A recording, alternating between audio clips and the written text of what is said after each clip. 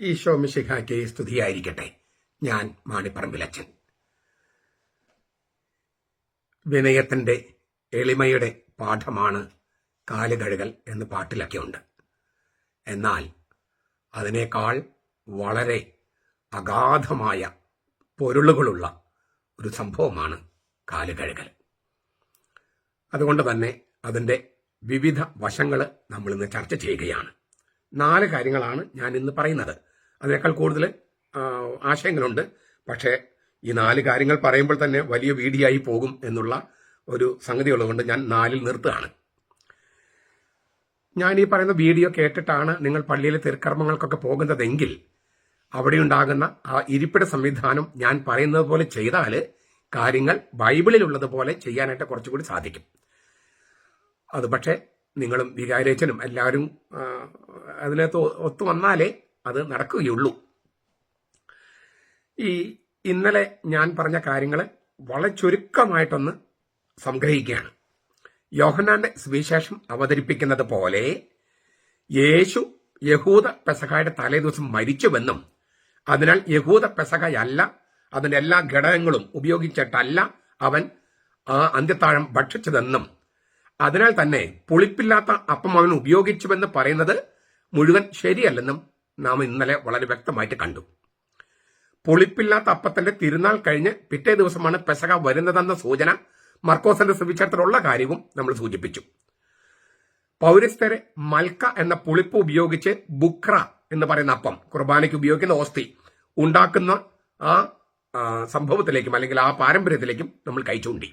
കാരണം യേശു ആസ്വദിച്ചത് അവൻ പുതുതായി സ്ഥാപിച്ച പെസഹയാണ്, യഹൂദ പെസഹയല്ല. മിശിഹായുടെ പെസഹയാണ്, യഹൂദ പെസഹയല്ല. ഇതൊക്കെ നമ്മൾ ഇന്നലെ കണ്ടു. അതുകൊണ്ടാണ് യഹൂദ പെസഹയുടെ കുഞ്ഞാടിന് പകരം, ആ കുഞ്ഞാട് അവിടെ ഇല്ല, പെസഹയുടെ മുഖ്യ ഘടകമായ കുഞ്ഞാടിനെ കുറിച്ച് അവിടെ പറഞ്ഞിട്ടില്ല. പകരം ദിവ്യ കുഞ്ഞാടായ ഈശോ തന്റെ പ്രാണൻ തന്നെ നൽകുകയാണ്. ഇതാണ് പുതിയ പെസഹ, മിശിഹായുടെ പെസഹ, മിശിഹായുടെ തനത് പെസഹ. യഹൂദ പെസഹയുടെ ചില ഘടകങ്ങളൊക്കെ ഉണ്ടായിരുന്നെങ്കിലും ആ എല്ലാ ഘടകങ്ങളും അങ്ങനെ ആചരിച്ചുകൊണ്ടല്ല യേശു അന്ത്യത്താഴം കഴിച്ചതെന്നാലും വളരെ വിശദമായി നമ്മൾ ഇന്നലെ കണ്ടു. അതേസമയം ഇതൊരു പുതിയ പെസഹ ആയതുകൊണ്ട് യഹൂദ പെസഹയുടെ ചില ഘടകങ്ങൾ ഉണ്ടായിരുന്നുവെന്നും അതുകൊണ്ടാണ് മർക്കോസിന്റെ സുവിശേഷം അതിനെ ആസ്പദമാക്കി മത്തായിയും ലൂക്കാസും ഒക്കെ ഇതിനെ പെസഹയായിട്ട് അവതരിപ്പിച്ചതെന്നും അപ്പോൾ ആ പെസഹ എന്ന വാക്കിന് പീഡാനുഭവത്തിലൂടെയുള്ള കടന്നുപോക്ക് എന്നാണെന്നും നമ്മൾ ഇന്നലെ കണ്ടു. ലൂക്കാസിന്റെ സുവിശേഷം 22-ാം അധ്യായം 15-16 വാക്യങ്ങൾ. ഈ പീഡ അനുഭവിക്കുന്നതിന് മുൻപ് പാസ്ഹോ എന്നാണ് ഗ്രീക്ക്. നിങ്ങളോടുകൂടി ഈ പെസഹ ആചരിക്കുന്നതിന് പാസ്ഹ എന്ന വാക്ക് ഭക്ഷിക്കുന്നതിന് ഞാൻ മോഹിച്ചുകൊണ്ട് കൊതിച്ചു, അല്ലെങ്കിൽ കൊതിച്ചുകൊണ്ട് ആഗ്രഹിച്ചു. അത് നമ്മൾ കണ്ടു കഴിഞ്ഞു. അത് അപ്പോൾ ഈ പെസഹ എന്നുള്ള ആ പശ്ചാത്തലം സമാന്തര സുവിശേഷകന്മാർ ക്രിയേറ്റ് ചെയ്യുന്നത് ഇത് മിശിഹായുടെ പുതിയ തരത്തിലെ പെസഹ ആയതുകൊണ്ടും പഴയ പെസഹയുടെ ചില ഘടകങ്ങൾ ഉള്ളതുകൊണ്ടും അതേസമയം ആ പെസഹയ്ക്ക് പുതിയൊരർത്ഥം പീഡാനുഭവത്തിലൂടെ കുരിശുമരണത്തിലൂടെ ഇഹലോകത്തും അങ്ങേ ലോകത്തേക്ക് പോകുന്ന പുറപ്പാടാണ്. ആ പെസഹയാണ് പീഡാനുഭവം പെസഹായും പാസ്കായും തമ്മിൽ കൂട്ടിച്ചേർത്തു എന്നൊക്കെ നമ്മൾ ഇന്നലെ കണ്ടു. ഇതിന്റെയൊക്കെ ചില വിശദമായ വ്യാഖ്യാനങ്ങൾ മുമ്പ് കണ്ടിട്ടുള്ളത് കൊണ്ടാണ് പലതും നമ്മൾ തൊട്ട് തലോടി പോയിരിക്കുന്നത്. നിങ്ങൾ എന്റെ എല്ലാ വീഡിയോസും കണ്ടാലാണ് എല്ലാത്തിനും ഉത്തരങ്ങൾ കിട്ടുകയുള്ളൂ എന്ന് നിങ്ങൾ ഓർക്കുക. ഇനി നമുക്ക് അപ്പൊ ഇത്രയും നമ്മൾ ഇന്നലെ പറഞ്ഞു കഴിഞ്ഞു. അപ്പൊ നമ്മൾ യേശുവിന്റെ അന്ത്യത്താഴത്തിലേക്ക് കടക്കുകയാണ്. യേശുവിൻ്റെതായ പെസഹ, യഹൂദ പെസഹയുടെ ചില ഘടകങ്ങളുണ്ട്, പക്ഷെ യേശു പുതുതായിട്ട് ചെയ്ത ചില കാര്യങ്ങൾ അതിലേക്ക് നമ്മൾ കടക്കുകയാണ്. അന്ത്യത്താഴത്തിന് 2 ഭാഗങ്ങളുണ്ട്. 2 ഭാഗങ്ങൾ. ആദ്യത്തെ ഭാഗം എഴുതിയിരിക്കുന്നത് യോഹന്നാന്റെ സുവിശേഷത്തിലാണ്. രണ്ടാമത്തെ ഭാഗം എഴുതിയിരിക്കുന്നത് സമാന്തര സുവിശേഷങ്ങളിൽ. മത്തായി, മർക്കോസ്, ലൂക്കാസ്, ആ 3 സുവിശേഷകന്മാരെയാണ് സമാന്തര സുവിശേഷകന്മാർ എന്ന് പറയുന്നത്. രണ്ടാമത്തെ ഭാഗത്തുള്ളത് വിശുദ്ധ കുർബാനയുടെ സ്ഥാപനവുമായിട്ട് ബന്ധപ്പെട്ട കാര്യങ്ങളാണ്. ആദ്യത്തെ ഭാഗം എഴുതിയിരിക്കുന്നത് യോഹന്നാന്റെ സുവിശേഷത്തിലാണ്. അത് യോഹന്നാന്റെ സുവിശേഷം 13-ാം അധ്യായം തുടങ്ങി 17 വരെയാണ്. 13-ാം അധ്യായത്തിൽ കാലുകഴുകൽ ശുശ്രൂഷ, 14-ലും 16-ലും പരിശുദ്ധാത്മാവിനെ കുറിച്ചുള്ള വാഗ്ദാനം, 15-ല് ഈ മാമോദിസ എന്ന് പറയുന്ന ആ മഹാസംഭവത്തിലൂടെ നാം യേശുവിന്റെ ശാഖിയായിട്ട് സാക്ഷാൽ മുന്തിരിച്ചെടിയായ സാക്ഷാൽ മനുഷ്യനായ ആത്മാവിന്റെ മനുഷ്യനായ സ്വർഗത്തുള്ള മനുഷ്യനായ അവന്റെ ശാഖയായി തീരുന്നത് എങ്ങനെയെന്നുള്ള പ്രബോധനമാണ് 15-ാമത്തെ അധ്യായത്തിൽ നമ്മൾ നമുക്ക് മനസ്സിലാകും. 17-ാമത്തെ അധ്യായത്തിൽ മഹാപുരോഹിത പ്രാർത്ഥനയാണ്.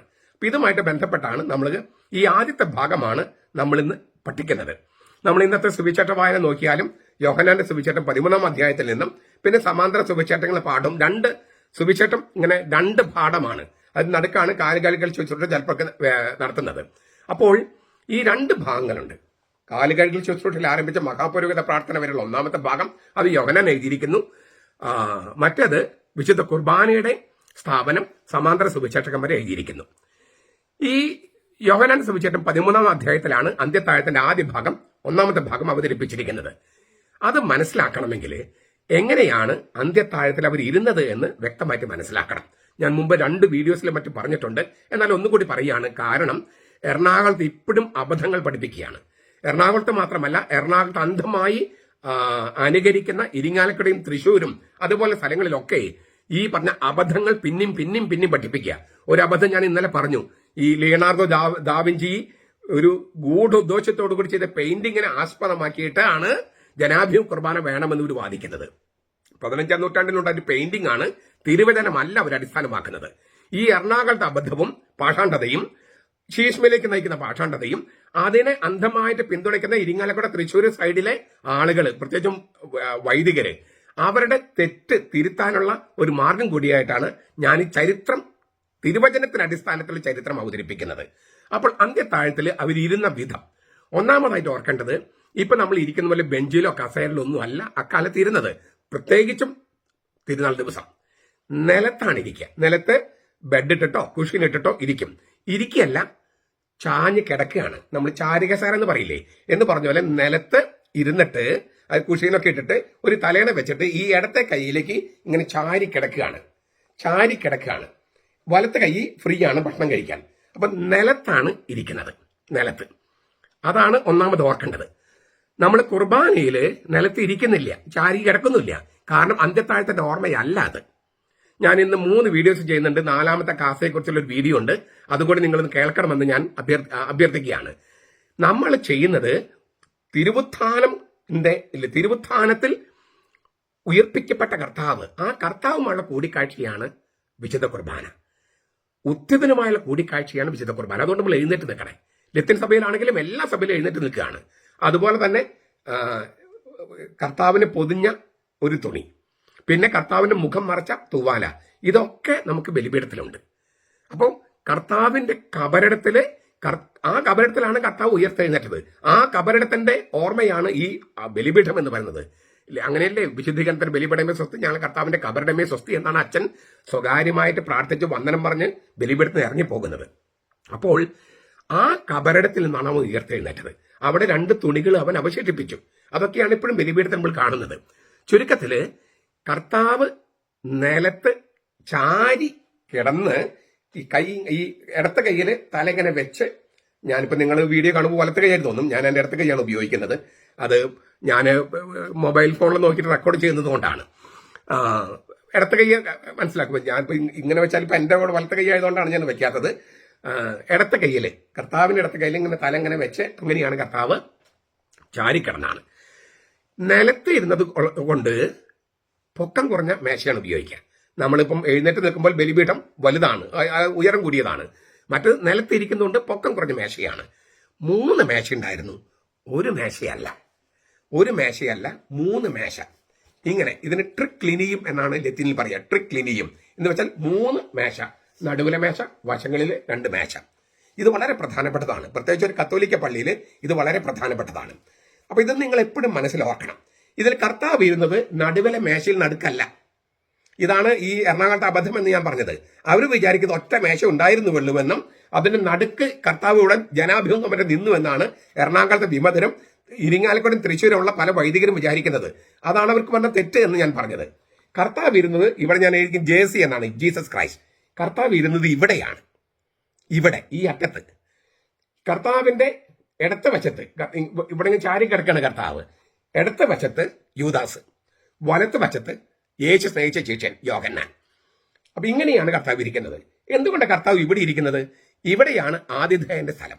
ആതിഥേയൻ ഇരിക്കേണ്ടത് ഇവിടെയാണ്. അതുകൊണ്ടാണ് ആതിഥേയൻ ഇവിടെ ഇരിക്കുന്നത്. അല്ലാതെ ഇവിടെ ഇരുന്ന് ജനാഭിമുഖമായിട്ട് ചെയ്യല്ല. ഈ പത്രോസ് ഇരിക്കുന്നത് ഈ അറ്റത്താണ്, ഈ മൂലയില്. ഇതുകൊണ്ടാണ് പത്രോസിന് യേശുവിന് നേരിട്ട് സംസാരിക്കാൻ പറ്റാതെ വന്നത്.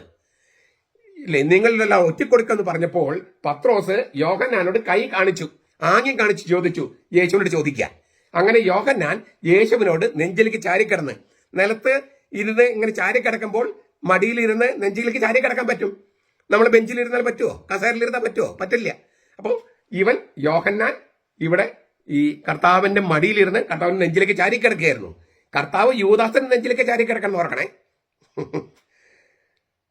എപ്പോഴാവില്ല, ചില സമയത്ത്. അപ്പോ യോഹന്നാൻ നെഞ്ചിലേക്ക് ചാരിക്കിടന്ന് ഈശോയോട് ചോദിച്ചു, ആരാണ്? അപ്പൊ യേശു എന്താ പറഞ്ഞത്? എന്നോടൊപ്പം കൈമുക്കുന്നവൻ എന്നെ ഒറ്റിക്കൊടുക്കും. ഞാൻ ആർക്കാണ് അപ്പകഷ്ണം മുക്കി കൊടുക്കുന്നുവോ അവൻ എന്നെ ഒറ്റിക്കൊടുക്കും. അപ്പൊ യൂദാസ് അടുത്ത വശത്തിരിക്കണ്ട, അല്ലാണ്ട് എവിടെ ഇരിക്കുക? കർത്താവിനോടൊപ്പം ഈ കൈമുക്കും, ഈ സോസിൽ കൈമുക്കാൻ, പാത്രത്തിൽ കൈമുക്കാൻ. അപ്പൊ നമുക്ക് മറ്റൊരു കാര്യം കൊണ്ട് മനസ്സിലാക്കുകയാണ്, എന്നോടൊപ്പം എന്റെ ഏറ്റവും അടുത്ത സ്നേഹിതനാണ്, എന്നോടൊപ്പം ഒരേ പാത്രത്തിൽ ഭക്ഷണം കഴിച്ചവനാണ് എനിക്കെതിരെ കുതികാല് ഉയർത്തിയത്, എന്നെ ചവിട്ടി മറിച്ചിടാൻ. കർത്താവ് പറഞ്ഞത് യൂദാസിനെ കുറിച്ച് പറഞ്ഞത്. ഇപ്പൊ നമ്മൾ ഓരോരുത്തരെ കുറിച്ചും കർത്താവിനത് പറയാനുണ്ടാകും. നമ്മൾ പാപം ചെയ്യുമ്പോൾ അത് യൂദാസിനെ കുറിച്ചുള്ളത് നമ്മൾ ഓരോരുത്തരെ കുറിച്ചുമാണ്. ഞാനാണോ എന്ന് 12 പേരും ചോദിച്ചു. എന്ന് വെച്ചാൽ അവർക്കെല്ലാം കർത്താവിനെ ഒറ്റക്കൊടുക്കാനുള്ള താല്പര്യം ഉണ്ടായിരുന്നു. അവർ ആ ഒറ്റക്കൊടുത്ത പ്രവൃത്തിയിലേക്ക് എത്തിയില്ലെന്നേ ഉള്ളൂ. കാരണം അവർക്കൊക്കെ പ്രയാസം ഉണ്ടായിരുന്നു. ഞാൻ ഒറ്റക്കൊടുത്ത് പോകുമ്പോൾ എന്നൊരു പേടി അവർക്കെല്ലാവർക്കും ഉണ്ടായിരുന്നു. അതുകൊണ്ടാണ് അത് ഞാനാണോ ചോദിച്ചത്. പക്ഷെ അവരെല്ലാം ചോദിച്ചപ്പോൾ കർത്താവെ അത് ഞാനാണോ എന്ന് ചോദിച്ചത്. യൂദാസ് മാത്രം ചോദിച്ചു, റബ്ബി അത് ഞാനാണോ? അവന് കർത്താവല്ല. യൂദാസിന് ഈശോ കർത്താവല്ല. നമ്മുടെ യഹോവ സാക്ഷികൾക്ക് ഈശോ കർത്താവല്ല. അവര് യൂദാസിനെ പോലെ റബ്ബി എന്ന് വിളിക്കാൻ അവർക്ക് ആഗ്രഹമുള്ളൂ. ഇത് അക്കാലത്തും ഇക്കാലത്തും ഒക്കെ ഇത് സംഭവിച്ചുകൊണ്ടിരിക്കുകയാണ്. അപ്പൊ നമുക്ക് ഈ ഇരിപ്പിട സംവിധാനം എപ്പോഴും മനസ്സിലാക്കണം. പത്രോസ് ഇവിടെ ഇരിക്കുന്നതിന് കാരണം ഇവിടെയാണ് സേവകന്റെ, പരിചാരകന്റെ സ്ഥലം. നിങ്ങളിൽ വലിയവനാകാൻ ആഗ്രഹിക്കുന്ന നിങ്ങൾ പരിചാരകനായിരിക്കണമെന്നാണ് കർത്താവ് പഠിപ്പിച്ചത്. പത്രോസാണ് നേതാവ്, പത്രോസാണ് അവരിൽ ഒന്നാമൻ. അതുകൊണ്ട് ഏറ്റവും അവസാനത്തെ സ്ഥാനം ഇരിക്കുക.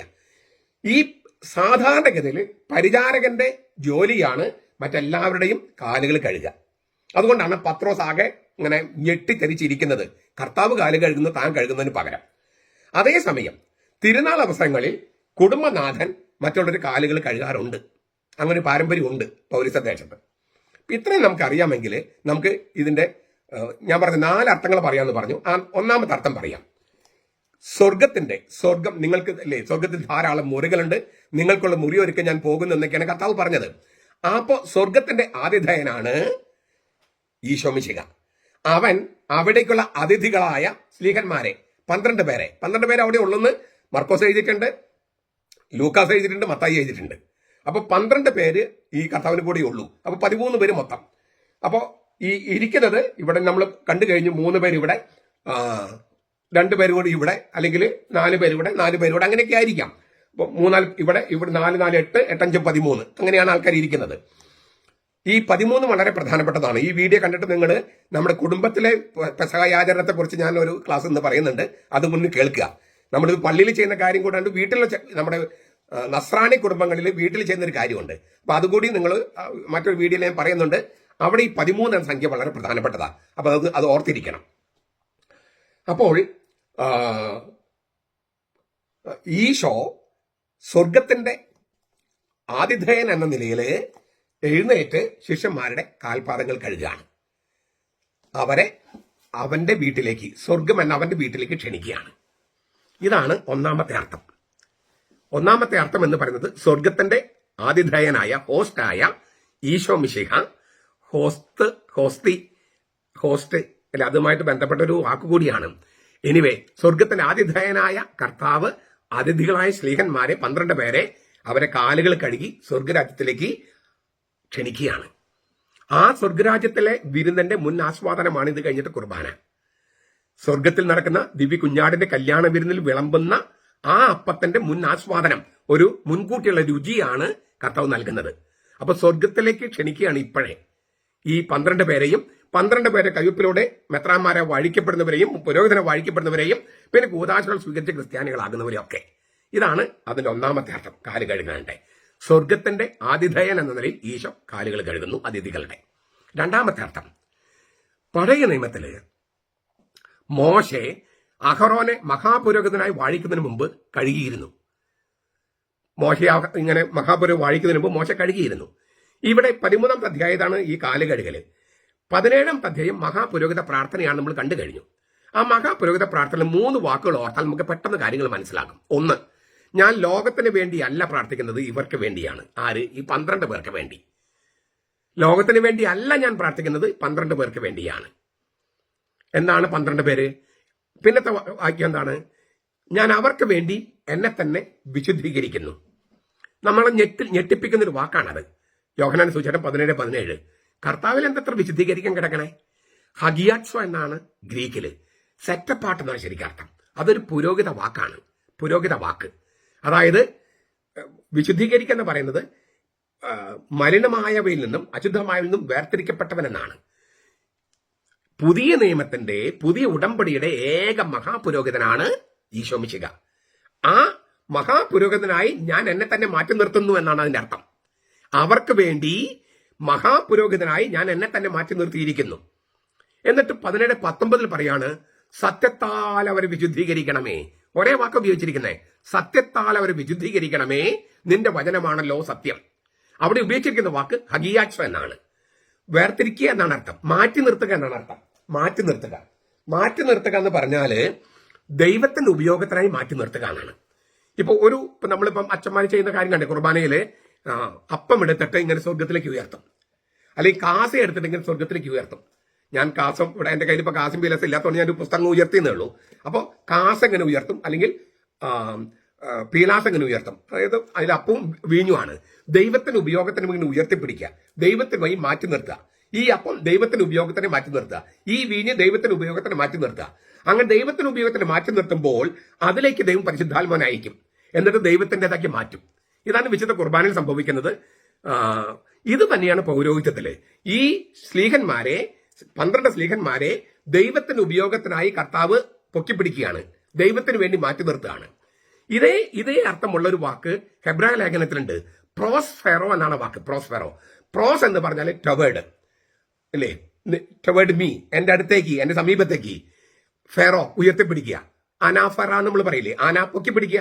അനാഫറ എന്ന് പറഞ്ഞാൽ സമർപ്പിക്കുക. ഫെറ എന്ന് പറഞ്ഞാൽ ഇങ്ങനെ കൊണ്ടുവരിക, മുകളിലേക്ക് കൊണ്ടുവരിക എന്നാണ്. അനാഫറ, അനാന്ന് വെച്ചാൽ മുകളിലേക്ക്, അനാഫറ എന്ന് വെച്ചാൽ മുകളിലേക്ക് ഉയർത്തുക എന്നാണ്. നമ്മൾ ഗൃഹാന്ത പ്രാർത്ഥന കൂദാശ ഭാഗത്തിന് അനാഫറ എന്ന് പറയുന്നത്. വചന ശുശ്രൂഷയും പിന്നെ അനാഫറയുമാണ് കുർബാനയിൽ 2 പ്രധാനപ്പെട്ട ഭാഗങ്ങൾ. അനാഫർ എന്ന് പറഞ്ഞാൽ പൊക്കിപ്പിടിക്കുക, പ്രോസ്ഫർ എന്ന് പറഞ്ഞാൽ അത് തന്നെയാണ്. അപ്പൊ ദൈവത്തിന് ഉപയോഗത്തിന് ഇങ്ങനെ പൊക്കിപ്പിടിക്കുകയാണ്. അതിനാണ് മാറ്റി നിർത്തുക എന്ന് പറയണേ. വിശുദ്ധീകരിക്കുക എന്ന് പറഞ്ഞൊക്കെ അതാണ്. നിന്റെ സത്യത്താൽ അവരെ വിശുദ്ധീകരിക്കണമേ, നിന്റെ വചനമാണല്ലോ സത്യം. വചനമാകുന്ന സത്യം കൊണ്ട് സ്ലീഹന്മാരെ പുരോഹിതന്മാരായി മാറ്റി നിർത്തുകയാണ്, വാഴിക്കുകയാണ്. പ്രോസ്ഫർ എന്നുള്ളത് പുരോഹിതന്മാരെ വാഴിക്കാനുള്ള സാങ്കേതിക പദമാണ്. ഹഗിയാറ്റ്സോ എന്നുള്ളതും അതുപോലെ ദൈവത്തിന് വേണ്ടി മാറ്റി നിർത്തുന്ന സാങ്കേതിക പദമാണ്. 12 സ്ലീഹന്മാർക്ക് വേണ്ടിയാണ് ഞാൻ പ്രാർത്ഥിക്കുന്നത്. അവരെ നിന്റെ സത്യത്താൽ നീ നിനക്ക് വേണ്ടി മാറ്റി നിർത്തണമേ, ഞാൻ അവരെ നിനക്ക് വേണ്ടി നിന്റെ ഉപയോഗത്തിനെ പൊക്കിപ്പിടിക്കുന്നു. ക്രിസ്തു 12 സ്ലീഹന്മാരെ ദൈവപിതാവിന്റെ ഉപയോഗത്തിനെ പൊക്കിപ്പിടിക്കുന്നു. എന്നിട്ട് ഏക പുരോഹിതനായ തന്റെ പൗരോഹിത്യത്തിന്റെ ആത്മാവ് അവരിലേക്ക് നിക്ഷേപിക്കുന്നു. ഇതുകൊണ്ടാണ് ഇപ്പൊ നമ്മൾ ലത്തീൻ സഭയിലാണെങ്കിൽ സമാധാനം നിങ്ങളോട് കൂടെ എന്ന് പറയുമ്പോൾ അങ്ങയോടും അങ്ങയുടെ ആത്മാവോടും കൂടെ എന്ന് പറയാം. അങ്ങയോടും അങ്ങയുടെ ആത്മാവോടും കൂടെ. ആ ആത്മാവ് എന്ന് പറയുന്നത് നമ്മൾ ശരീരം ആത്മാവ് എന്ന് പറഞ്ഞ ആത്മാവല്ല. ആ ആത്മാവ് എന്ന് പറഞ്ഞത് പൗരോഹിത്യത്തിന്റെ ആത്മാവാണ്. പൗരോഹിത്യത്തിന്റെ ആത്മാവാണ്, ദ സ്പിരിറ്റ് ഓഫ് പ്രീസ്റ്റ്ഹുഡ്. അങ്ങയോടും അങ്ങയുടെ പൗരോഹിത്യത്തിന്റെ ആത്മാവോടും കൂടെ എന്നാണ് പറയണേ. ഇത് വളരെ പ്രധാനപ്പെട്ട സംഗതിയാണ്. പുരോഹിതൻ അവിടെ നിൽക്കുന്നത് യേശുവിന്റെ പൗരോഹിത്യത്തിന്റെ ആത്മാവ് അവരിൽ ഉള്ളത് കൊണ്ടാണ്, അല്ലാതെ അവരുടെ മേന്മ കൊണ്ടൊന്നുമല്ല. തീർച്ചയായിട്ടും അവർ വിശുദ്ധിയുള്ളവരായിരിക്കണം. പക്ഷെ അവരുടെ പുണ്യം കൊണ്ടോ അവരുടെ മേന്മ കൊണ്ടോ അല്ല കർത്താവിന് കുർബാനയാക്കുന്നത്. അത് നമ്മൾ ഓർത്തിരിക്കണം. അച്ഛന്റെ പുണ്യം കൊണ്ടല്ല, അച്ഛന്മാർ പുണ്യവാന്മാരായിരിക്കണം, എങ്കിലേ അത് അച്ഛനും ജനത്തിനും ഗുണകരമാകൂ. പക്ഷെ അച്ഛന്റെ മേന്മ കൊണ്ടോ പുണ്യം കൊണ്ടോ അല്ല കുർബാനയാകുന്നത്. അത് വേറെ കാര്യം. ചുരുക്കത്തില് യേശുവിന്റെ പൗരോഹിത്യത്തിന്റെ ആത്മാവ് അവരിലേക്ക് ഇട്ട് അവരെ വചനമാകുന്ന സത്യം കൊണ്ട് ദൈവത്തിന്റെ ഉപയോഗത്തിന് പോയി മാറ്റി നിർത്തുകയാണ്. ഇതാണ് 17ാമത്തെ അധ്യായത്തില്. അപ്പോ യേശു 12 സ്ലീഹന്മാരെ പുരോഹിതന്മാരായി വാഴിക്കുകയാണ് മഹാപുരോഹിത പ്രാർത്ഥന. അവിടെ എന്താണ് 17:1 എന്താ എഴുതിയിരിക്കുന്നത്? അവൻ ഈ വാക്കുകൾക്ക് ശേഷം, അതായത് 13-ാമത്തെ അധ്യായം തുടങ്ങി 14, 15, 16 കഴിഞ്ഞ് അവൻ പിതാവിങ്കിലേക്ക് കണ്ണുകൾ ഉയർത്തി, സ്വർഗത്തിലേക്ക് കണ്ണുകൾ ഉയർത്തി. സ്വർഗം മുകളിലല്ല, എല്ലാവിടെയും ഉണ്ട്, ദൈവം എല്ലാവിടെയും ഉണ്ട് എന്നൊക്കെ പറഞ്ഞാൽ നിങ്ങൾ തിരുവചനത്തോട് അനീതി ചെയ്യാണ്. അവൻ സ്വർഗത്തിലേക്ക് കണ്ണുകൾ ഉയർത്തി പറഞ്ഞു എന്നാണ്. നമ്മൾ ഈ ക്രിക്കറ്റിലൊക്കെ സച്ചിൻ ടെണ്ടുൽക്കറും നമ്മുടെ സഞ്ജു സാംസണൊക്കെ സ്വർഗത്തിലേക്ക് കണ്ണുകൾ ഉയർത്തുകയാണ്. അയ്യോ അവിടെ അല്ല ദൈവം എല്ലാവിടെയും ഉണ്ട്, നീ തെക്കോട്ട് നോക്കൂ വടക്കോട്ട് നോക്കുന്ന കാര്യങ്ങൾ പറയാറുണ്ടോ? അതൊരു മര്യാദയില്ലായ്മയാണ്. എറണാകുളത്തിന് മര്യാദയില്ല, വിമത വൈദികർക്ക് മര്യാദയില്ല, തിരുവചനത്തോടുമില്ല, സംസ്കാരത്തോടുമില്ല, അതുപോലെ തന്നെ സാമാന്യ മര്യാദയില്ല. ദൈവം എല്ലായിടത്തും ഉള്ളതുകൊണ്ട് കീഴ്പോട്ട് നോക്കാമെന്നൊക്കെ ആരെങ്കിലും വിചാരിക്കുവോ? ശുദ്ധ മണ്ടത്തരായി പറയണേ. താത്വികമായ ജ്ഞാനമല്ല നമുക്ക് വേണ്ടത്, തിരുവചനത്തിന് അടിസ്ഥാനമായതാണ്. പ്രത്യയശാസ്ത്രമല്ല നമ്മൾ പഠിപ്പിക്കുന്നത്. നമ്മൾ റോക്കറ്റ് വിടുമ്പോൾ ഭൂമി ഉരുണ്ടതാണ്, പ്രപഞ്ചം ഇങ്ങനെയാണ്, അതുകൊണ്ട് റോക്കറ്റ് കീഴ്പോട്ട് പോകട്ടെ എന്നൊക്കെ നമ്മൾ പറയുമോ? തീർച്ചയായിട്ടും ഭൂമിയുടെ അപ്പുറത്ത് നോക്കി കഴിഞ്ഞാൽ കീഴ്പോട്ട് പോണേ. നമ്മളിപ്പം അമേരിക്കൻ നോക്കിയാല് ഹിമാലയം എങ്ങനെ ഇരിക്കുക? അടിയിലേക്കല്ലേ വളർച്ച, മുകളിലേക്കല്ലല്ലോ. അമേരിക്കൻ നോക്കുമ്പോൾ കീഴ്പോട്ടാണ്. അമേരിക്കൻ നോക്കി നമ്മുടെ നാട്ടിലൊക്കെയുള്ള ഈ ഇത് എടുത്തു നോക്കിയേ, മരങ്ങള് വേര് മുകളിലും താഴേക്കല്ലേ ബ്രാഞ്ചസ് അല്ലേ? ഭൂമിയില് വേര് ഭൂമിയിലല്ലേ? അപ്പൊ അവിടെ നോക്കുമ്പോൾ ഇങ്ങനെ ഈ ഗോളത്തിന്റെ വേര് മുകളിലും താഴോട്ടാണ് ബ്രാഞ്ച്. അപ്പൊ ഇത് ഇങ്ങനെയുള്ള ഒരുപാട് കാര്യങ്ങളുണ്ട്. അപ്പൊ പ്രപഞ്ചം ഈ സമയത്തിന് അതീതമായും കാലദേശങ്ങൾക്ക് അതീതമായും ചിന്തിക്കാതെ തിരുവചനവും മനസ്സിലാകില്ല, ബൈബിളും മനസ്സിലാകില്ല. ശാസ്ത്രം എന്ന് പറയുന്നത് ഈ പ്രപഞ്ചത്തെ കുറിച്ചുള്ള അനേകം വ്യാഖ്യാനങ്ങൾ ഒന്ന് മാത്രമാണ്. അതും വ്യാഖ്യാനമാണ്, മുഴുവൻ സത്യമല്ല. മാറിക്കൊണ്ടിരിക്കല്ലേ എന്നും വ്യാഖ്യാനം. അപ്പൊ അതുകൊണ്ട് ശാസ്ത്രം അനുസരിച്ച് എന്ന് പറഞ്ഞാൽ ഏത് ശാസ്ത്രം അനുസരിച്ച്? എന്നത്തെ ശാസ്ത്രം അനുസരിച്ച് നാളെ വാക്ക് മാറില്ലെന്ന് ഉറപ്പുണ്ടോ? ഇന്നത്തെ ശാസ്ത്രമല്ലേ പറയണേ. അപ്പൊ ശാസ്ത്രം എന്ന് പറയുന്നത് പ്രപഞ്ചത്തെക്കുറിച്ചുള്ള അനേകം വ്യാഖ്യാനങ്ങൾ ഒന്ന് മാത്രമാണെന്ന് തിരിച്ചറിയുക. അതല്ല ഏക വ്യാഖ്യാനം. അതാണ് ആദ്യം തിരിച്ചറിയേണ്ടത്. പിന്നെ ഞാൻ ഈ പറഞ്ഞ കാര്യങ്ങളൊക്കെ ഒന്ന് കണക്കിലെടുത്ത് നോക്കിയാൽ അപ്പൊ ശാസ്ത്രം തന്നെ തെറ്റായിട്ട് വരില്ലേ? ഇല്ലേ? ഹിമാലയത്തിൽ ഉയർന്നു പോകുക എന്ന് പറഞ്ഞാൽ അമേരിക്ക നോക്കുകയാണെങ്കിൽ ഹിമാലയത്തിലേക്ക് ഇറങ്ങി പോവുകയാണ്. അങ്ങനെയല്ലേ? അപ്പൊ ചുരുക്കത്തില് ഈ ശാസ്ത്രത്തോട് ചേരില്ല എന്നൊന്നും ഒരിക്കലും പറയരുത്. അത് വിവരമില്ലാത്തവരുടെ കാര്യമാണ്. ഒരല്പം ശാസ്ത്രം അറിയും, ബാക്കിയൊന്നും അറിയില്ല. അതും കേട്ടുകേൾവിയുള്ള അറിവുകളേ ഉള്ളൂ, ആഴത്തിലേക്ക് പോയിട്ടില്ല. അതുകൊണ്ടാണ് ഇത്തരം ഈ മണ്ടത്തരങ്ങളൊക്കെ വിളിച്ചു പറയുന്നത്. എനിവേ, ഞാൻ അത് പറഞ്ഞു വന്നത് ഈ ഒരു ഡൈഗ്രഷൻ പറഞ്ഞു പോയത്, ഇങ്ങനെ ചില കാര്യങ്ങൾ പറയുമ്പോൾ ഇത് എങ്ങനെ ശാസ്ത്രത്തോട് യോജിപ്പിക്കും എന്നൊക്കെ ചില ചോദിക്കും. ശാസ്ത്രം, ഞാൻ ആവർത്തിക്കുകയാണ്, ശാസ്ത്രം അനേകം വ്യാഖ്യാനങ്ങൾ ഒന്ന് മാത്രമാണ്. നമ്മൾ വിചാരിക്കുന്നത് ഈ പ്രപഞ്ചത്തിനും കാലദേശങ്ങൾക്ക് അതീതമായ ഒരു സത്യത്തെക്കുറിച്ചാണ് നമ്മൾ ചർച്ച ചെയ്യണേ. അതിന് വെറും ഭൗതിക ശാസ്ത്രത്തിലേക്ക് ചുരുക്കി അതിന്റെ വില കളയരുത്.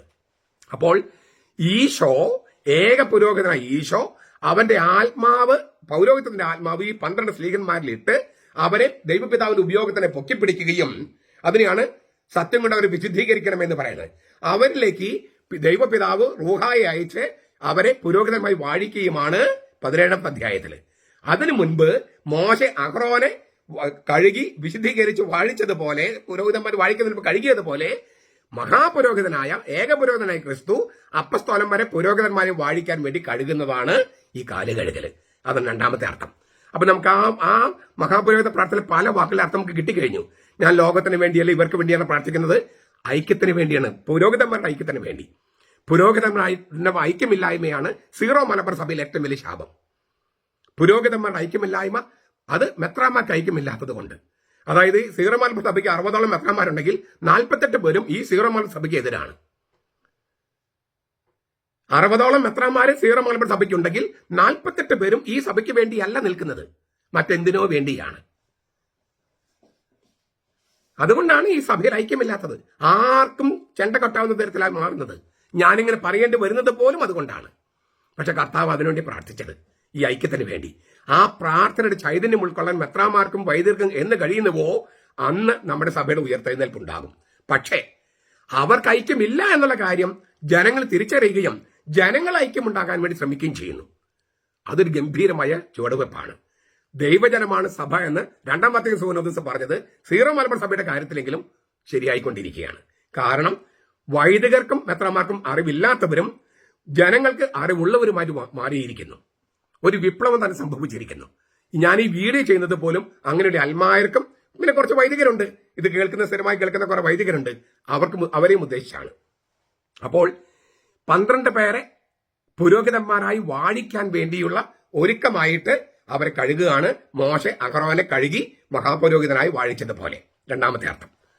മൂന്നാമത്തെ അർത്ഥം പത്രോസുമായ സംഭാഷണത്തിൽ വെളിപ്പെടുത്തിയിട്ടുണ്ട്. ഞാൻ പറഞ്ഞല്ലോ, പത്രോസ് ആകെ ഷോക്കഡായിട്ട് ഇരിക്കുകയാണ്. കർത്താവ് ഈ അത്താഴത്തിനിടയിൽ എഴുന്നേറ്റ് മേലേക്ക് മാറ്റി ഒരു തുവർത്ത് എന്നിട്ട് ഒരു ബേസിന്റെ വെള്ളവും എടുത്തിട്ട് യൂദാസിന്റെ കാൽക്കൽ ആദ്യയിരുന്നു.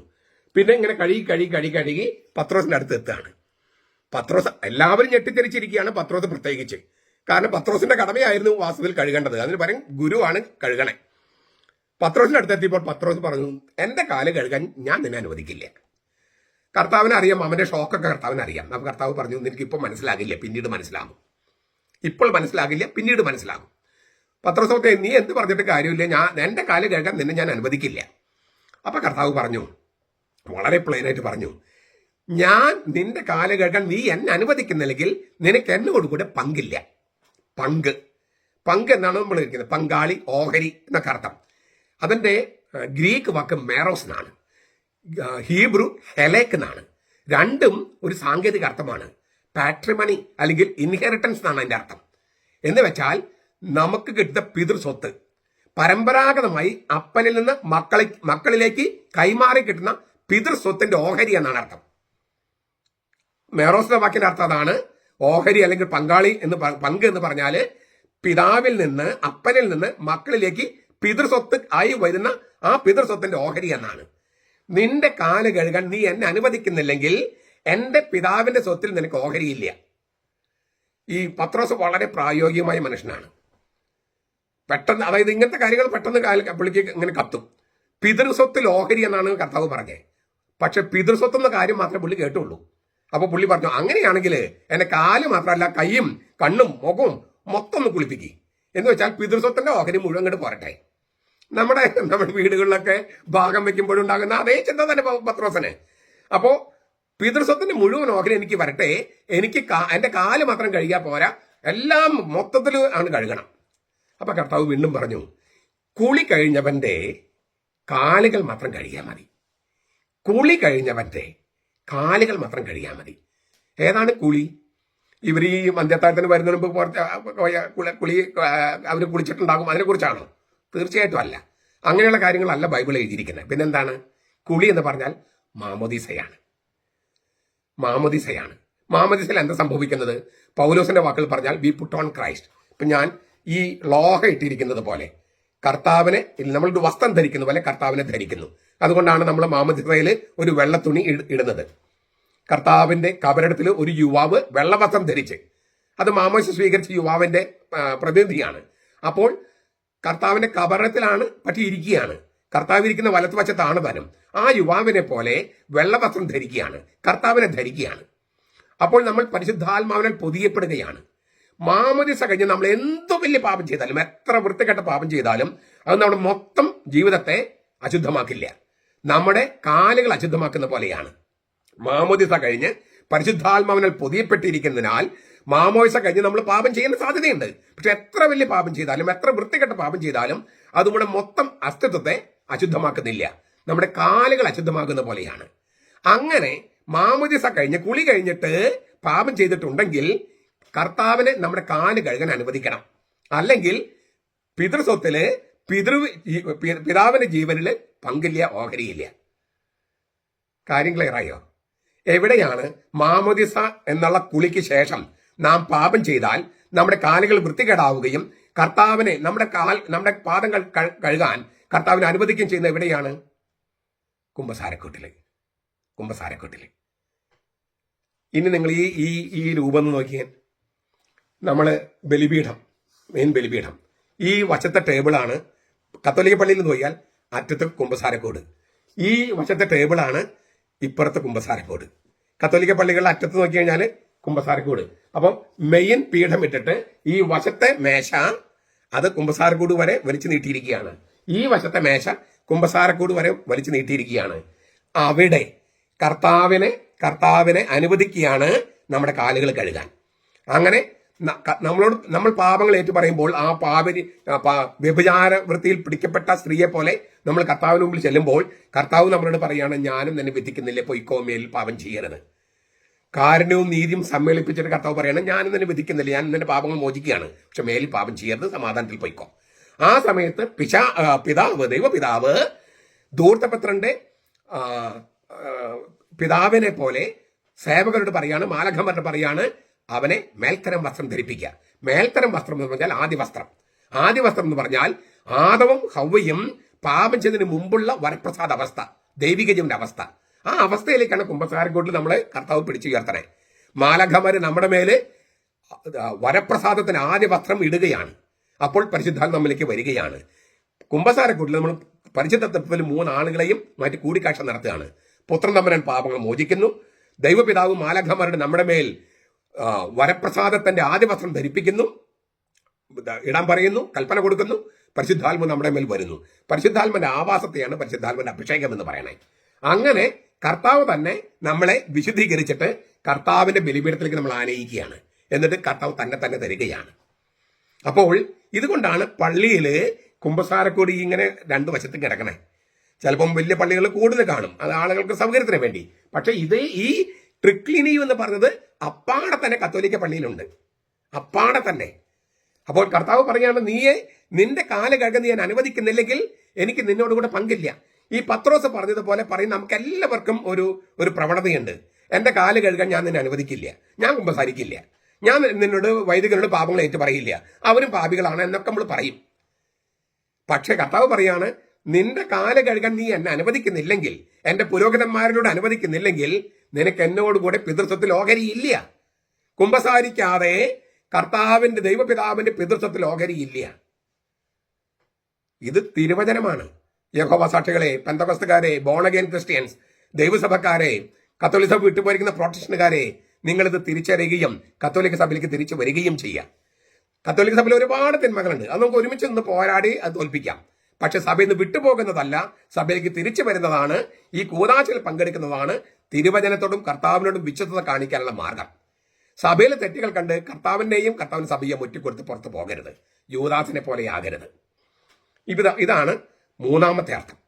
4ാമതൊരർത്ഥമുണ്ട്, അത് യൂദാസുമായുള്ള സംഭാഷണത്തിൽ കാണാം. ഈ 13ാമത്തെ അധ്യായം ആരംഭിക്കുന്ന എങ്ങനെയാണ്?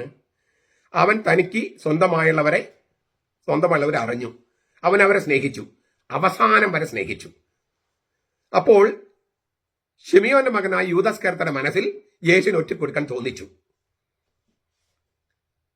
ഇങ്ങനെയാണ് പറഞ്ഞു പോകണേ. അവൻ തനിക്കുമായുള്ളവരെ അറിഞ്ഞു, അവൻ സ്നേഹിച്ചു, സ്നേഹത്തിന്റെ അറ്റം വരെ സ്നേഹിച്ചു. അപ്പോൾ ശിമിയോന്റെ മകനായ യൂദാസ്കാരത്തിന്റെ മനസ്സിൽ യേശുവിനെ ഒറ്റിക്കൊടുക്കാൻ തോന്നിച്ചു. അത് മനസ്സിലാക്കണമെങ്കിൽ, ഈ വചനം മനസ്സിലാക്കണമെങ്കിൽ ഏകദേശം 2 കൊല്ലം മുമ്പ് നടന്ന ഒരു സംഗതി കൂടി ഓർക്കണം. ജീവന്റെ അപ്പത്തെക്കുറിച്ചുള്ള പ്രഭാഷണം. അത് അപ്പം വർദ്ധിപ്പിച്ചു കഴിഞ്ഞിട്ട് ജീവന്റെ അപ്പത്തെക്കുറിച്ചുള്ള പ്രഭാഷണം കഫർനാഹൂമിലെ സിനഗോഗിൽ വെച്ചിട്ട്. അതെങ്ങനെ അവസാനിച്ചത്? യോഹന്നാന്റെ സുവിശേഷം 6:70-71. നിങ്ങൾ 12 പേരെ ഞാൻ തെരഞ്ഞെടുത്തില്ലേ, നിങ്ങളിൽ ഒരുവൻ പിശാചാണ്. അതായത് ഇത് അവിടെ എഴുതിയിട്ടുണ്ട്, 71ാമത്തെ വാക്യത്തിൽ എഴുതിയിട്ടുണ്ട് യൂദാസിനെ കുറിച്ചാണ്. അതായത് ജീവന്റെ അപ്പം എന്ന് പറഞ്ഞാൽ 2 കാര്യങ്ങളാണ്. ഒന്ന് തിരുവചനം, മറ്റൊന്ന് കുർബാന. ഇത് സ്വീകരിക്കാൻ യൂദാസിന് മനസ്സില്ല. കുർബാനയെക്കുറിച്ചുള്ള പ്രബോധനം, അത് സ്വീകരിക്കാൻ യൂദാസിന് മനസ്സില്ല. അപ്പൊ യൂദാസും കർത്താവും തമ്മിൽ അവിടെ തെറ്റിപ്പിരിഞ്ഞു. ആ തെറ്റിപ്പിരിന്റെ അവസാനത്തിലാണ് കർത്താവ് പറയുന്നത്, നിങ്ങൾ 12 പേരെ ഞാൻ തെരഞ്ഞെടുത്തില്ലേ, നിങ്ങൾ ഒരുവൻ പിശാചാണ്. അന്ന് മുതൽ, അതായത് കുർബാന എന്ന ജീവന്റെ അപ്പം സ്വീകരിക്കാൻ തയ്യാറല്ലാത്ത യൂദാസ് അന്ന് കർത്താവുമായിട്ട് തെറ്റിപ്പിരിഞ്ഞു. കർത്താവ് അവനെ പിശാച് എന്ന് വിളിച്ചു. സാത്താൻ എന്ന് പത്രോസിനെ വിളിച്ചതുപോലെ പിശാച് എന്ന് യൂദാസിനെ വിളിച്ചു. അന്ന് മുതൽ പത്രോസ് അതെല്ലാം അതിന് നല്ല സെൻസിലെടുത്തു. യൂദാസ് അന്ന് മുതൽ കർത്താവിനുള്ള വൈരാഗ്യത്തിലാണ് വളർന്നത്, ശത്രുതയിലാണ് വളർന്നത്. ആ ശത്രുതയും വൈരാഗ്യം മൂത്ത് ഇപ്പോൾ ഒറ്റിക്കൊടുക്കുന്ന തീരുമാനത്തിലേക്ക് എത്തി. അതാണ് 13ാമത്തെ അധ്യായത്തിൽ. 6ാമത്തെ അധ്യായത്തിൽ യൂദാസും കർത്താവും തമ്മിൽ തെറ്റിപ്പിരിഞ്ഞു. ജീവന്റെ അപ്പം എന്ന് പറയുന്നത് കുർബാനയാണ് എന്നുള്ള പ്രബോധനം സ്വീകരിക്കാൻ യൂദാസ് തയ്യാറല്ലാത്തത് കൊണ്ട്, മറ്റൊരു കാരണം നമ്മൾ അവിടെ കാണുന്നില്ല.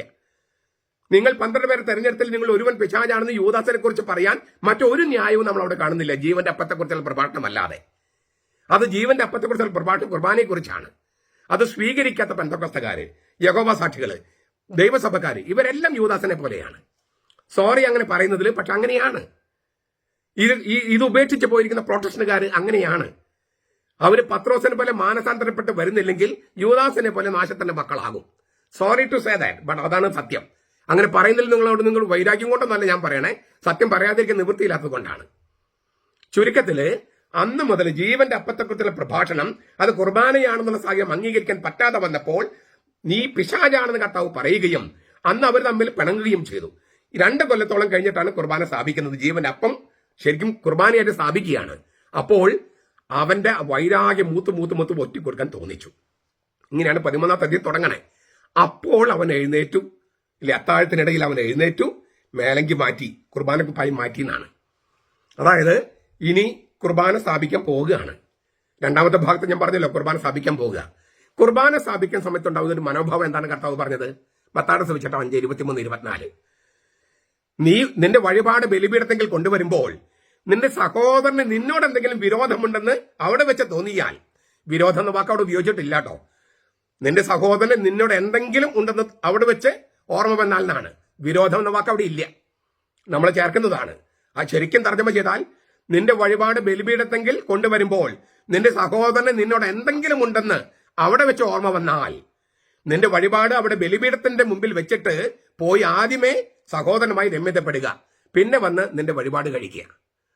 കർത്താവ് അവന്റെ വഴിപാടായ ഈ കുർബാന സ്ഥാപിക്കാൻ പോകുകയാണ്. ആ കുർബാന സ്ഥാപനത്തെക്കുറിച്ച് ഞാൻ നേരത്തെ പറഞ്ഞു, ഒന്ന് ആവർത്തിക്കുകയാണ്. 4ാമത്തെ കാസ എന്നതിനെക്കുറിച്ച് എൻ്റെ ഒരു വീഡിയോ കൂടി ഇന്നുണ്ട്, അതുകൂടി കേൾക്കണം. അപ്പൊ നിങ്ങൾക്ക് പൂർണ്ണമായിട്ട് മനസ്സിലാകും. അപ്പൊ കർത്താവ് കുർബാന സ്ഥാപിക്കാൻ പോകുകയാണ്. അവന്റെ വഴിപാട് ചെയ്യാൻ പോവുകയാണ്. അപ്പോഴാണ് ശിമിയോന്റെ മകനായ യൂദാസ്കർത്തയുടെ മനസ്സിൽ യേശുവിനെ ഒറ്റക്കൊടുക്കാൻ തോന്നിച്ചു. നിന്റെ സഹോദരന് നിന്നോട് എന്തെങ്കിലും ഉണ്ടെന്ന് ഓർമ്മ വന്നാൽ നിന്റെ വഴിപാട് അവിടെ ബലിപീഠത്തിന് മുമ്പിൽ വെക്കുക. കർത്താവ് എഴുന്നേൽക്കുകയാണ്, അവിടെ വെച്ചിട്ട് എഴുന്നേൽക്കുകയാണ്. യൂദാസിന്റെ കാൽക്ക് ചെന്നിരിക്കുകയാണ്. കുർബാന കുപ്പായം മാറ്റി, പ്രാർത്ഥന കുപ്പായം മാറ്റി, ഒരു തുവർത്തെടുത്ത് കൊടുത്ത് ബേസിലിൽ വെള്ളം വെച്ചിട്ടുണ്ട്, കൈ കഴുകാനുള്ള വെള്ളം. ആ വെള്ളവുമായിട്ട് യൂദാസിന്റെ കാൽക്കിലിരുന്ന് കർത്താവ് യൂദാസിന്റെ കാല് പിടിച്ച് മാപ്പ് ചോദിക്കുകയാണ്. ഞാൻ തന്നെ പിശാചിന്ന് വിളിച്ചതൊക്കെ നീ മാനസാന്തരപ്പെടാൻ വേണ്ടിയാണ്. നീ അതൊന്നും വെച്ചിട്ട് ഇപ്പൊ എന്നെ ഒറ്റിക്കൊടുക്കരുത്. കുർബാന നീ അംഗീകരിക്കണം, കുർബാന സ്വീകരിക്കണം. ഞാൻ കുർബാന സ്ഥാപിക്കാൻ പോവുകയാണ്. നീ അതുകൊണ്ട് ഞാനുമായി രമ്യതപ്പെടണം എന്നുള്ള മാപ്പ് ചോദിക്കുന്ന കർമ്മമാണത്. കുരിശുമരണത്തെക്കാൾ വേദനയാണത്, ഇല്ലേ? നിങ്ങൾക്കറിയാലോ ഒരാളെ ക്ഷമിക്കാൻ എന്തുമാത്രം പ്രയാസമുണ്ടെന്ന്, ഇല്ലേ? ചത്താലും ഞാൻ മിണ്ടില്ല എന്നൊക്കെ എത്രയോ പേരോട് പറഞ്ഞിട്ടുണ്ട്. ഇപ്പോഴും നടന്നുകൊണ്ടിരിക്കണം. ഇപ്പോഴും നമ്മൾ വൈരാഗ്യത്തിലല്ലേ നടക്കുന്നത്. ചത്താലും മിണ്ടില്ലെന്ന് പറഞ്ഞ് ആർക്കും നഷ്ടം. അപ്പോ കർത്താവിന്റെ മരണമാണ് വാസ്തുത അവിടെ നമ്മൾ കാണുന്നത്. നമ്മളെല്ലാവരെയും കർത്താവുമായിട്ട് ദൈവപിതാവുമായിട്ട് ഒന്നിപ്പിക്കാനുള്ള അവന്റെ ശ്രമമാണ്. നമ്മൾ ഓരോരുത്തരും കാൽക്കലവൻ ഇരിക്കുകയാണ്. കാരണം നമ്മളൊക്കെ യൂദാസന്മാരാണ്. കർത്താവ് കാല് പിടിച്ച് മാപ്പ് ചോദിക്കുകയാണ് യൂദാസിന്റെ. മറ്റുള്ളവരും ചോദിച്ചു, ഞങ്ങളാണോ ഒറ്റിക്കൊടുക്കുക. അപ്പൊ അവർക്കൊക്കെ പ്രയാസമുണ്ട് കർത്താവിനോട്. ഒറ്റിക്കൊടുത്ത് പോകുമ്പോൾ പേടി അവർക്കുണ്ട്. അവരുടെയും കാല് കഴുകി. പിന്നെ ഞാൻ പറഞ്ഞു കഴിഞ്ഞു, അവരെ പുരോഹിതന്മാരായി വാഴിക്കാൻ വേണ്ടിയാണ്. അപ്പൊ എന്തിനാണ് കർത്താവ് കാല് കഴുകിയെന്ന് മനസ്സിലായോ? ഇതാണ് ഇനി ഒരുപാട് കാര്യങ്ങളുണ്ട്. ആ സംഭാഷണവുമായി ബന്ധപ്പെട്ട് ഓരോ വചനത്തിനും നമുക്ക് ഒരുപാട് അർത്ഥങ്ങളുണ്ട്. അപ്പൊ അതിലേക്ക് നമ്മൾ പോകുന്നില്ല. അപ്പൊ ഈ കാല് കഴുകൽ ശുശ്രൂഷയുടെ 4 ചക്രവാളങ്ങളാണ് ഞാനിപ്പോ ഈ പറഞ്ഞത്. ഇത് 4ഉം നമ്മളിപ്പോ ഇന്നത്തെ കർമ്മത്തിൽ നമ്മൾ കാണും. അതിന്റെ കൂട്ടത്തില് നമ്മൾ ഇതൊക്കെ ഒന്ന് പുനരുദ്ധരിക്കാനുള്ള ശ്രമങ്ങൾ ഉണ്ടായാൽ വളരെ നല്ലത്. അപ്പൊ ഈ ജനാഭിമുഖം, പിന്നെ അതിൽ ഭ്രാന്ത് പിടിച്ച് ഇല്ലേ മുഖാമുഖം നിൽക്കണം. അവിടെയാണ് പുതിയ ശൈലി വന്നിരിക്കുന്നത്, പുതിയ നിമിത്തം ശൈലി വന്നിരിക്കുന്നത്. ഇങ്ങനെയുള്ള തെറ്റായ പ്രബോധനങ്ങൾ മുഴുവൻ നമുക്ക് തുടച്ചു നീട്ടാനുള്ള മാർഗം എന്താണ്? ശരിയായ വചനം പഠിക്കുക എന്നുള്ളതാണ്. അതിന് ഈ വീഡിയോ നിങ്ങൾ ഒരുപാട് ഉപകരിക്കുമെന്ന് ഞാൻ വിചാരിക്കുന്നു. അതുകൊണ്ട് ഈ വീഡിയോ ഇന്നത്തെ ദിവസം നിങ്ങൾ പള്ളിയിലൊക്കെ ഒരുപാട് സമയത്തൊക്കെ പോകുന്നുണ്ടാവായിരിക്കാം. പക്ഷേ ഈ വീഡിയോ ഒന്ന് കാണുകയും പറ്റാവുന്ന എല്ലാവർക്കും അത് അയച്ചു കൊടുക്കുകയും അവരുടെതെല്ലാം കാണാൻ പറയുകയും ഒന്ന് എഴുതിയെടുത്ത് നോട്ടൊക്കെ എടുത്ത് വെച്ച് കുട്ടികളെ പഠിപ്പിക്കാനും പറയണം. അത് ഈ പെസഹ വ്യാഴാഴ്ച കർത്താവിനോട് ചെയ്യുന്ന ഏറ്റവും വലിയ, നമ്മുടെ സഭയോട് ചെയ്യുന്ന ഏറ്റവും വലിയ പുണ്യപ്രവൃത്തികളിൽ ഒന്നായിരിക്കും.